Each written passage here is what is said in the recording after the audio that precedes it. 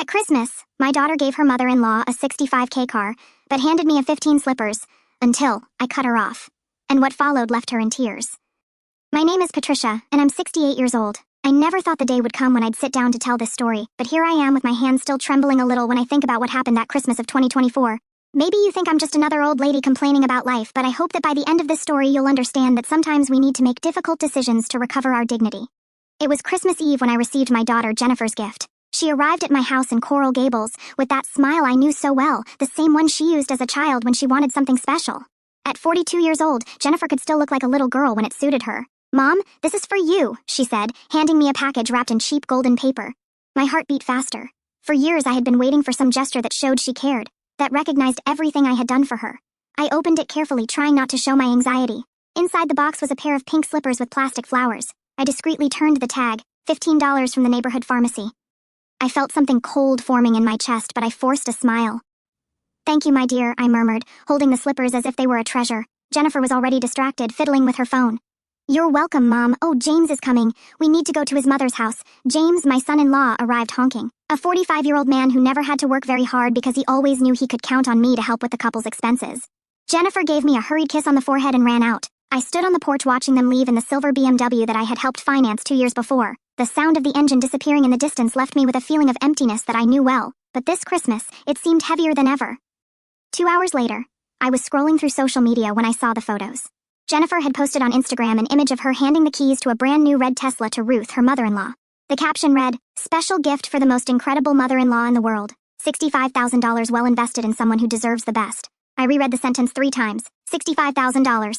I was holding $15 slippers. I felt as if someone had punched me in the stomach. The photos continued, Ruth crying with joy, Jennifer and James smiling proudly, the car shining under the Christmas lights.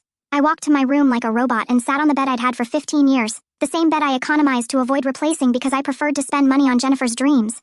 There, alone, I let the tears fall for the first time in years. It wasn't about the money. It was about what those gifts represented. Ruth got a car because she was important family. I got slippers because I was what? The mother who would always be there, who never complained, who always found a way to solve everything. That Christmas night, while I heated a frozen pizza for dinner, Jennifer had canceled our tradition, a family dinner to go to her in-laws' house. Something broke inside me, or maybe something finally got fixed. It was 3 in the morning when I gave up trying to sleep. I went to the office and turned on the light, determined to do something I had avoided for years, review exactly how much I had invested in Jennifer's life over the years.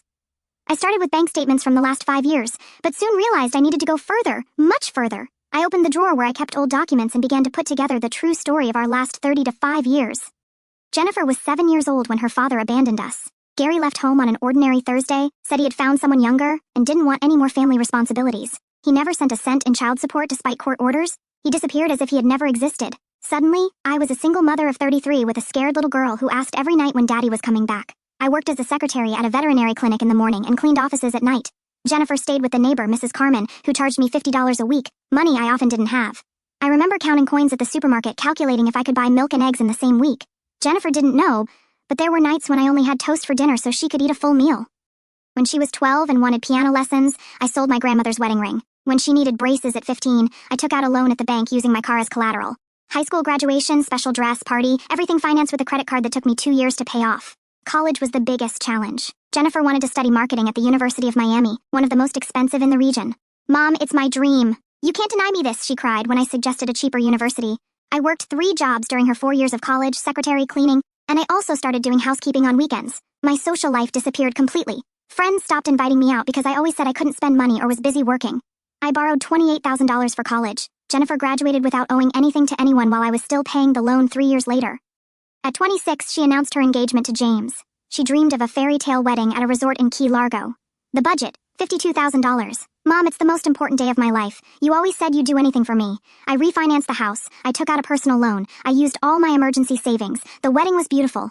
All 300 guests praised the party. The photos were perfect for Instagram. Jennifer was radiant. I was broke and exhausted, but happy to see her fulfilled. Then came the small requests. Help with the apartment down payment, furniture for the new house, the car when James lost his job for 6 months. There was always an emergency, always a reason why they needed my help. Just this once. I finished adding everything up when the sun was rising. For 35 years, I had invested $183,400 in Jennifer's life. Not counting the extra work hours, the lost nights of sleep, The relationships I could never build because I was always busy being the perfect mother. And at Christmas 2024, she gave me $15 slippers. I sat there looking at those numbers and finally understood something important. I had created a monster, not out of malice, but out of excessive love. Jennifer never learned the value of things because I always made sure she never needed anything. It was time for her to learn. I took a shower, dressed in my best clothes, and waited for the bank to open. I had important decisions to make, and for the first time in decades, those decisions would be about me. During that endless dawn, while reviewing documents and bank statements, something beyond the numbers began to become clear to me. It wasn't just about the money I had spent. It was about the dreams I had abandoned along the way. I found my old student ID from Florida International University. Yes, I also had academic dreams once.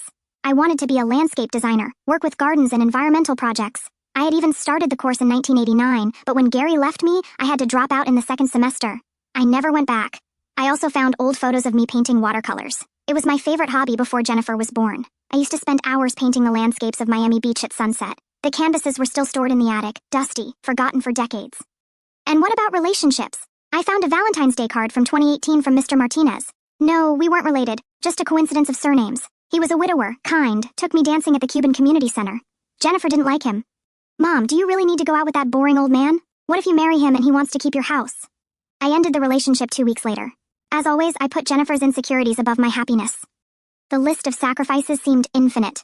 How many times did I say, I can't, when friends invited me on trips? How many extension courses did I skip because the money went to Jennifer's projects? I especially remember 2019 when Jennifer and James wanted to change apartments. They wanted something more modern and Brickell. I was excited because I had enrolled in a landscaping course at Miami-Dade College, finally resuming my old dream.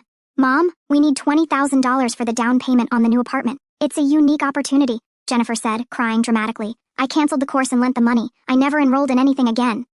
While calculating the emotional costs of those years, I realized something terrible. I had become a person without my own identity. Patricia existed only as Jennifer's mother. I had no hobbies, no independent social circle, no dreams of my own. And Jennifer?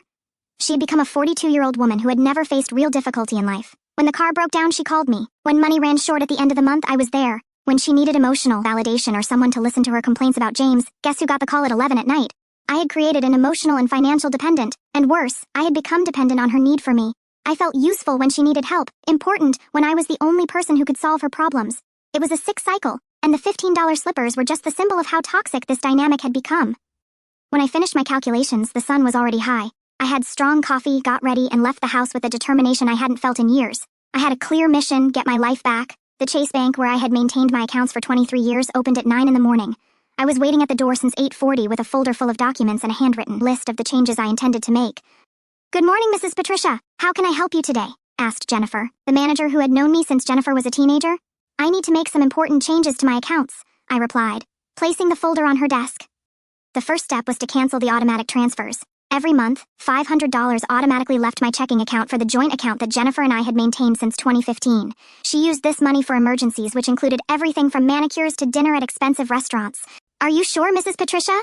This transfer has existed for years. Jennifer seemed worried. Absolutely sure. Cancel it today. Next, I removed Jennifer as a beneficiary of my savings account, certificate of deposit, and my small investment account. If something happened to me, the money would go to charities, not to finance more whims. The hardest part was canceling the 2 additional credit cards that Jennifer had in her name, but which were paid by my account. One had a limit of $3,000, the other $5,000. Both were close to the maximum limit. Those cards generate considerable monthly debt, observed Jennifer, looking at the statement. You pay about $800 a month just for those additional card bills. $800 monthly that I didn't even know exactly how they were spent. Jennifer never gave account, just used, and I paid like a fool. Cancel both immediately. Jennifer typed some information. Done. The cards will be disabled within 2 hours. The last change was the most symbolic. I closed the joint account I maintained with Jennifer since she got married. In that account, I deposited money for family emergencies. Jennifer withdrew freely without ever consulting me. Would you like to transfer the balance to your personal account? Asked Jennifer. I looked at the statement. $2,300. Money I had intended for Jennifer's needs, but which would now be mine again. Yes. Transfer everything to my savings. When I left the bank, I felt something I hadn't experienced in decades. Financial freedom. For the first time in years, every cent in my account was truly mine. I went straight home and called the insurance company. I removed Jennifer as a beneficiary of my life insurance policy. Then I called my accountant and scheduled an appointment for the following week. I wanted to review my will. Jennifer called at 2:15 in the afternoon. Mom, my card was declined at the supermarket. How embarrassing. What happened? Her voice had that tone of indignation she used when things didn't go as expected, as if I had an obligation to keep her life running perfectly. I canceled the additional cards, dear. Silence on the other end of the line. Canceled? Why? I need to shop for New Year's. James invited friends for dinner at home. Jennifer, you're 42 years old. You've been married for 16 years. I think it's time for you to take on your own expenses. Mom, have you gone crazy? You can't do this to me. I need that money. Need or want? Another pause. I could imagine Jennifer on the other side trying to process that her mother, for the first time in her life, had said no. I'm coming over now. We need to talk. No, Jennifer, we're not going to talk about this. My decision is made. I hung up before she could respond. 15 minutes later, she was banging on my door like crazy. When I opened it, her eyes were red with anger and desperation. Mom, you can't do this to me. We're family. You've always helped me, and I'll continue helping when it's really necessary. But $65,000 for a car for your mother-in-law while giving me $15 slippers isn't necessity, Jennifer. It's disrespect. She went white. She finally understood what had been the trigger. Was it because of the gift? Mom, I didn't have much money at the time. You had $65,000 for Ruth. But that was different. It was different because I'm your mother, and you think you can treat me like garbage. Jennifer started crying. Not the manipulative tears I knew well, but real panic crying. For the first time in her life, she was facing real consequences for her actions. Please, Mom, don't do this. I need you. Do you need me? Or do you need my money? She couldn't answer. That afternoon, for the first time in decades, I closed the door on my adult daughter and didn't feel guilty. I felt relief. Jennifer didn't give up easily. In the 5 days that followed, she developed a psychological warfare strategy that impressed me with its creativity and saddened me with its manipulation. It started with the calls. 28 calls on the first day after our conversation. I counted because I was curious to see how far she would go. I only answered 3. In the first, she tried the victim tone. Mom, I can't sleep. I'm getting sick from crying so much. You're the only family I have. In the second, she went for emotional blackmail. Remember when I was 8 and you promised you'd always take care of me? You're breaking your promise. In the third and last one I answered, she tried intimidation. James is furious. He said, if you don't back down, we'll have to review our entire relationship. I hung up and put the phone on silent. When the calls didn't work, she showed up at my door on New Year's Eve with a different strategy, weaponized nostalgia. I brought some old photos for us to look at together, she said, forcing a smile while holding a shoebox full of photographs. I let her in, curious to see what was coming. For an hour, she showed childhood photos, Jennifer in my lap at 2 years old, the two of us at the beach when she was 10, high school graduation, the wedding. With each photo, a calculated comment. Look how happy we were, Mom. It's just us two against the world. Remember? You were the best mother a daughter could have. Why are you throwing it all away now? Dad abandoned us, but you always said we would never abandon each other. It was an impressive performance. If I hadn't spent that week reflecting on our dynamic, it might have worked. But now I could see the manipulation behind every word. Jennifer, I interrupted in the middle of a story about how I used to make special pancakes for her on Sundays. Do you realize you haven't mentioned once how I felt when I got $15 slippers after investing $183,400 in your life? She blinked, clearly uncomfortable with the change of focus. Mom, I already apologized for the gift. When did you apologize? Because I don't remember. Silence. Jennifer, do you know how much I spent on your education? I don't know. We never calculated $28,000 just for college, $52,000 on your wedding, $15,000 on your car. Do you know how much you spent on your mother-in-law this Christmas? $65,000? But on me? She looked down. $15. And you think the problem is me throwing everything away? Or you never learning to value me? Jennifer started crying again, but this time I didn't feel like comforting her. I felt sorry for her, sorry that she had reached 42 without ever developing real empathy. She left my house that night without being able to convince me of anything. The next strategy was to involve the extended family. I should have predicted this, knowing Jennifer. She called my sister Rosa, who lives in Orlando. Patricia has gone crazy, she must have said, because Rosa called me on January 2nd, very worried. Patricia, dear, Jennifer told me you two fought. She's desperate. She said you cut off all her financial help at once. Don't you think that was too radical? Rosa always had an easier life than mine. She married a man who never abandoned her, had 2 children who became independent adults. For her, my problems with Jennifer were just a family misunderstanding. Rosa, do you know that Jennifer earns $15,000 a month at her job? I know, but Miami is expensive, Patricia. She spent $65,000 on a car for her mother-in-law and gave me $15 slippers. Do you think that's normal? Rosa was quiet for a moment. Well, when you put it like that, that's exactly how it is, Rosa. It's not a silly fight. It's an adult daughter who never learned to respect me. Then it was my cousin Carmen's turn, who received a tearful call from Jennifer. Carmen called me trying to mediate. Patricia, family is family. Jennifer made a mistake, but you can solve this by talking. Carmen, would you lend money to your daughter to buy a luxury car for her mother-in-law? Well, no, but then don't give me advice on how to deal with mine. The most pathetic attempt was when Jennifer called my former boss, Mrs. Mercedes, who was 83 years old and didn't know anything about our situation. Patricia, dear, your daughter called me worried about you. She said you're going through a difficult phase and rejecting family.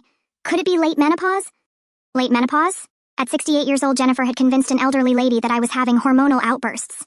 Mrs. Mercedes, with all due respect, Jennifer is lying to you. I'm not rejecting family. I'm rejecting being treated like a financial doormat.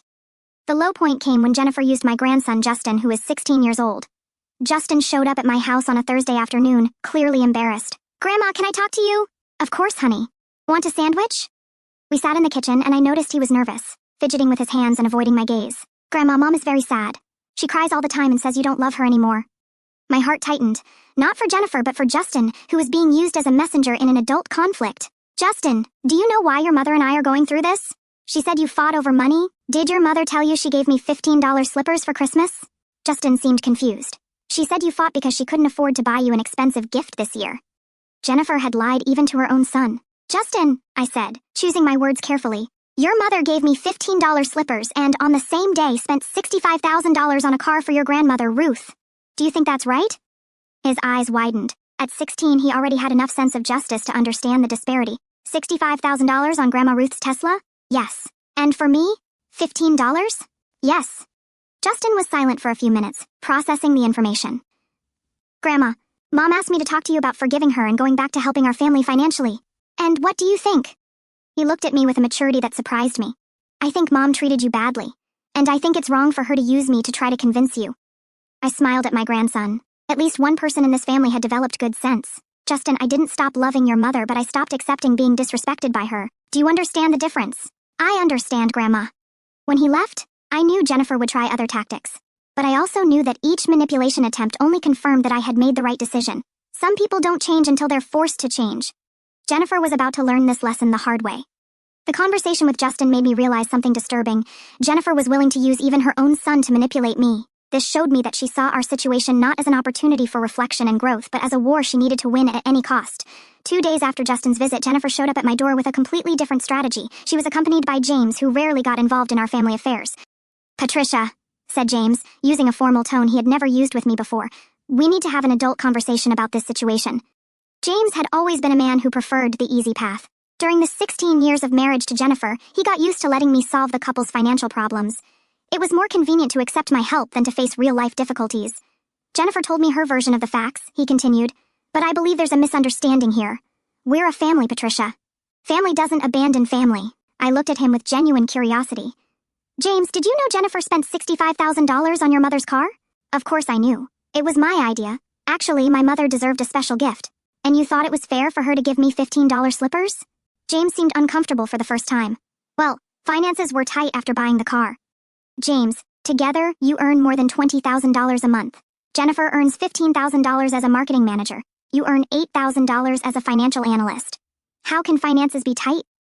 He exchanged a look with Jennifer, who seemed mortified that I knew the details of their financial life. Patricia, what matters is that we've been family for decades. You've always supported us, and we've always respected you. Respected? I interrupted. James, when was the last time you invited me for dinner at your house without asking to borrow money? Silence. When was the last time you remembered my birthday without me having to remind you?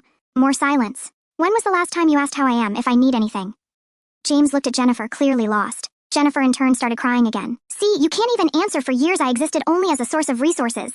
Now that I've turned off the tap, you've discovered you need to treat me like a person.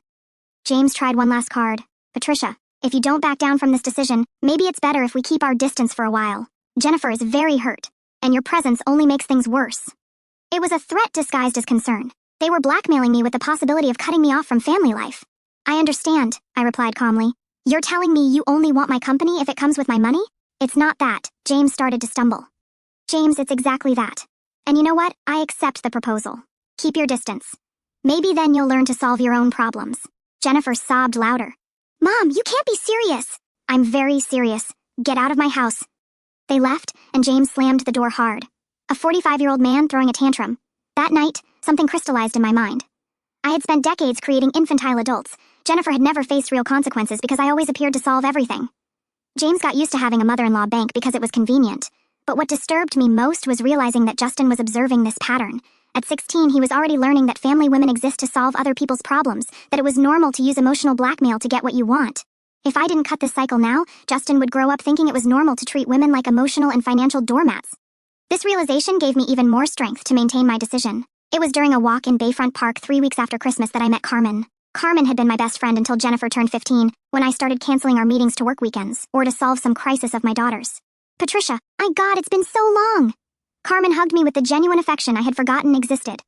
We sat on a bench facing the bay, and she told me about recent years. She had divorced at 55, gone back to school, graduated in nursing, and now worked at Jackson Memorial Hospital.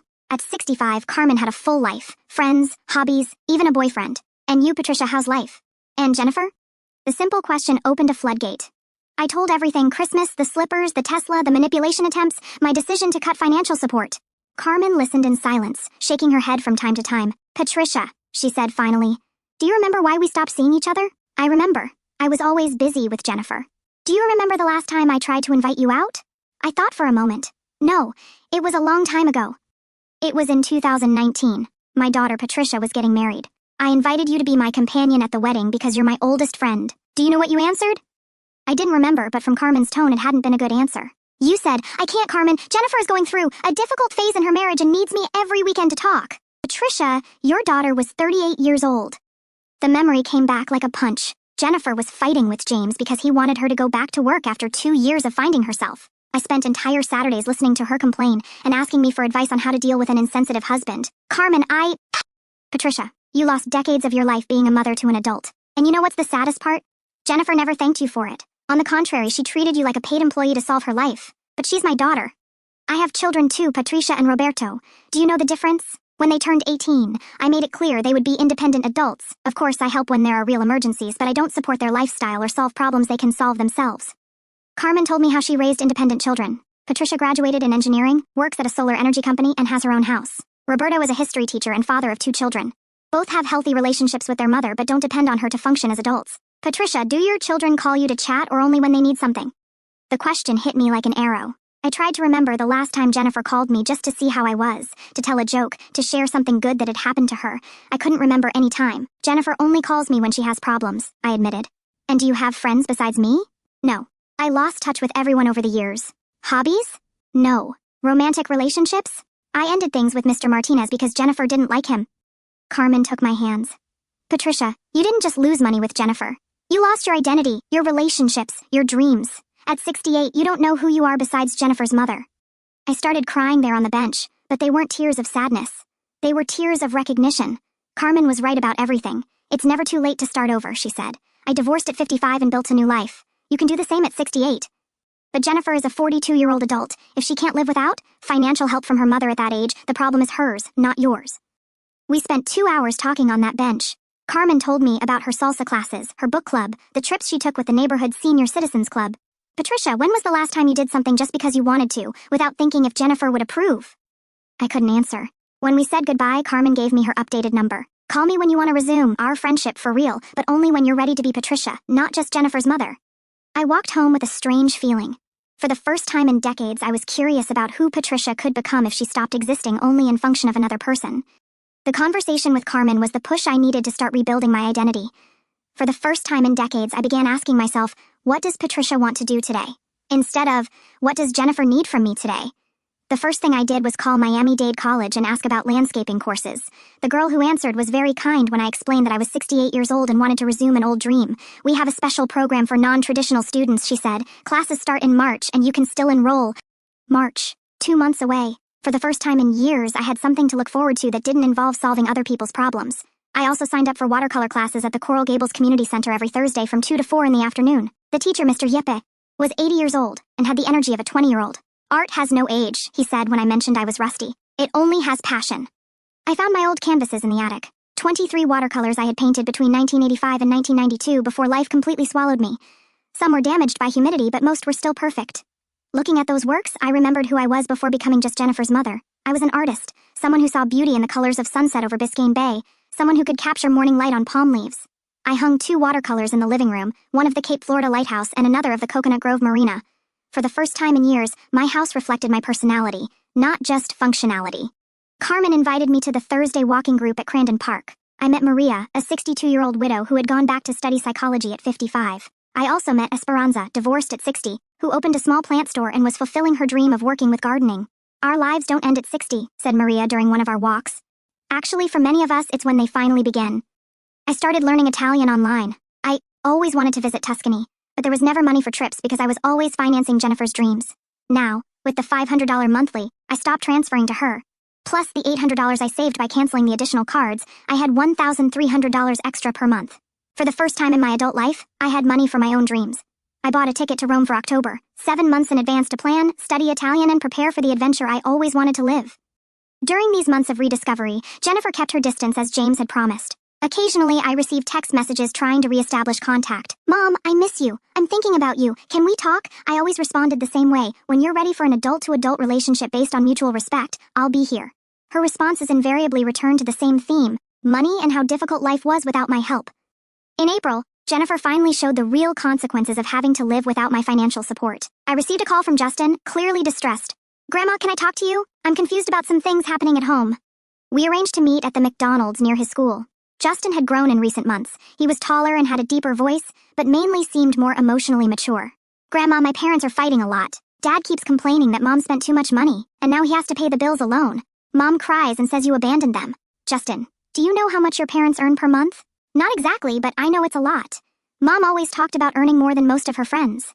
They earn together more than $20,000 per month. That's more than many families earn in an entire year." Justin's eyes widened.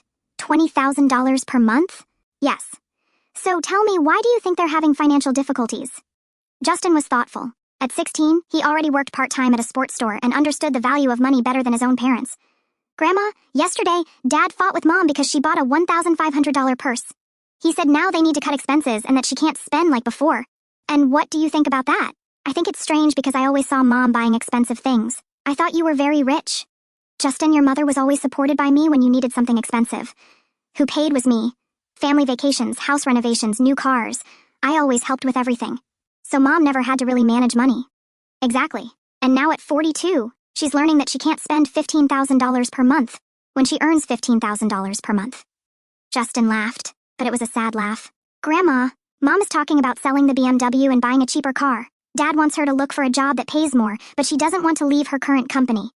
It was exactly what I expected to happen. Jennifer was being forced to make adult choices for the first time in her life. "How do you feel about all this, Justin?" "Confused. Mom says you're mean and that you abandoned our family, but Dad says Mom spent your money as if it were hers, and that was always wrong. And you? What do you think?" Justin looked at me with a seriousness that impressed me. "Grandma, remember when I was 12 and wanted a PlayStation 5? You said I had to work and save money to buy it, remember?" "I remember." "It took me 8 months collecting money, cutting grass, and washing cars. When I finally bought it, I took care of it like it was gold. It never broke, I never dropped it, always stored it properly. And so, my friend Jake got the same PlayStation as a gift from his parents.